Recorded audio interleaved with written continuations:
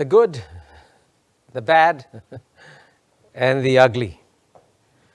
That's what I'll be talking about on US-China relations, and also try and suggest a solution at the end. So what's the good news? The good news is that relations between US and China could have been, and frankly should have been, much worse in 2022, because we know when 2021 began, when Trump stepped down reluctantly and Biden came in, since Biden was a much nicer guy, he should have been taking a softer approach to China. Instead, as we saw, relations were very harsh, very acrimonious. There were sharp exchanges when the foreign ministers met in Alaska. And relations, frankly, were going down very badly in 2021 and could have been tumbling down further. But fortunately, when they saw that on the issue of Taiwan, there could be a danger of a war, both sides decided to step back a little and realize that maybe they should try to inject some degree of calmness in this relationship. And therefore, the good news is that relations between US and China in 2022 will be, relatively speaking, more stable. But this also brings me to the bad news. And the bad news is that this contest between US and China will continue for sure for the next 10 years. And it will do so because it's driven by an iron law of geopolitics that's at least 2,000 years old, which tells us that whenever the world's number one emerging power, which today is China, is about to overtake the world's number one power, which today is the United States of America, the world's number one power will always push down the world's number one emerging power. So when the United States is doing it, that is in some ways very logical, rational behavior on the part of the US. But there's also a paradox here. On the one hand, as I just described, the behavior of the United States in trying to prevent China from becoming number one is logical or rational behavior on the part of a superpower. And yet, frankly, it's also illogical and irrational behavior. So why would you consider it to be irrational behavior? The answer is that there are two reasons why it's irrational. The first is that if you analyze the situation objectively and calmly, the biggest challenges that United States faces today are internal and not external. I mean, anyone can see very clearly that American society today has never been as divided as it is today. And some American historians say that the last time when the United States was as divided as it is today was probably the Civil War of the 1860s.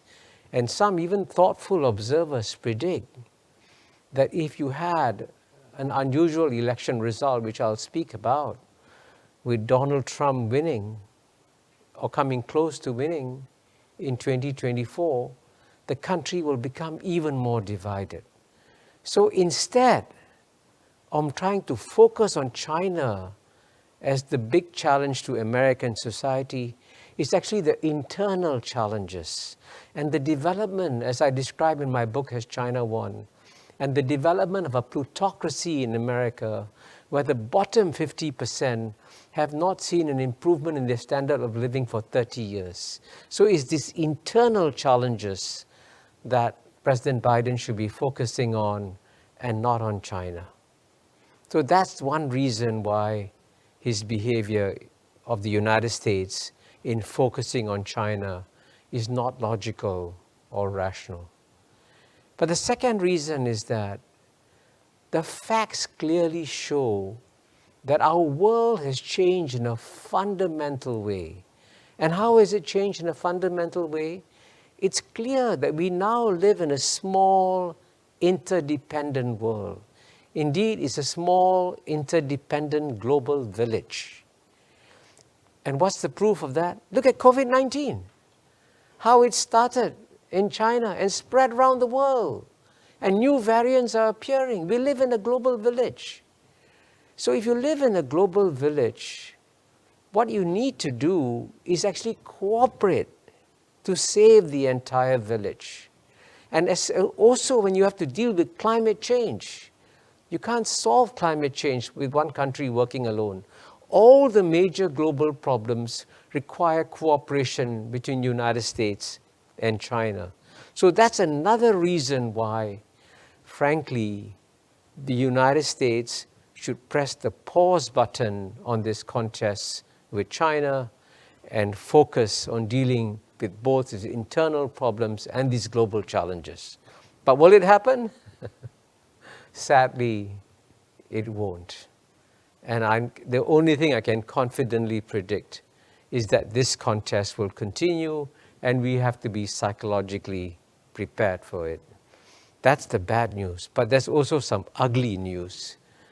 And the ugly news is that, as I've sort of hinted earlier, there's a real danger that President Donald Trump could come back as President of the United States in 2024. In fact, I was just in the US in October and December 2021, and my thoughtful, well-informed friends there told me that the likelihood of President Trump coming back are now at least 50%, if not more. And frankly, if President Trump comes back, the world will truly be a very dangerous and unpredictable place.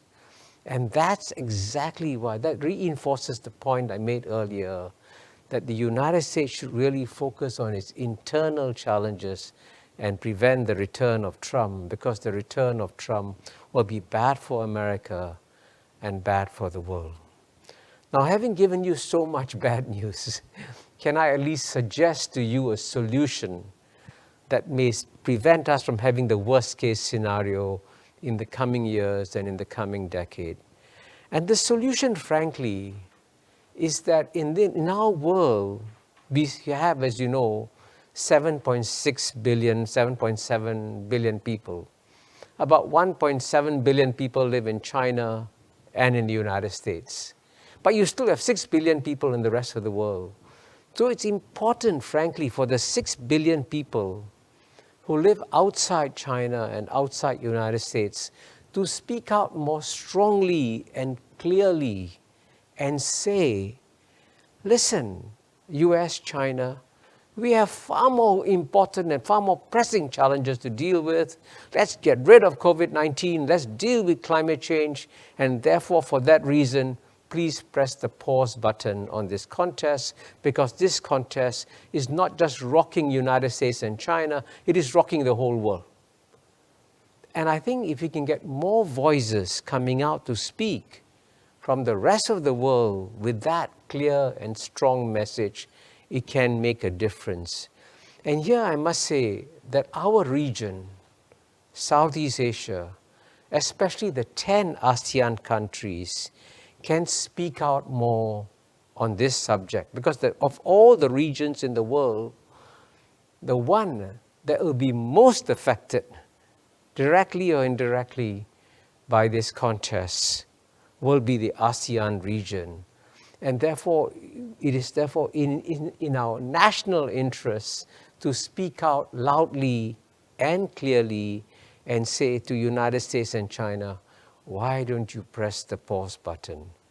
And think very hard about what is in your longer, rational self-interest. And I hope that after a process of thinking, both sides will at least agree to press the pause button. Thank you very much.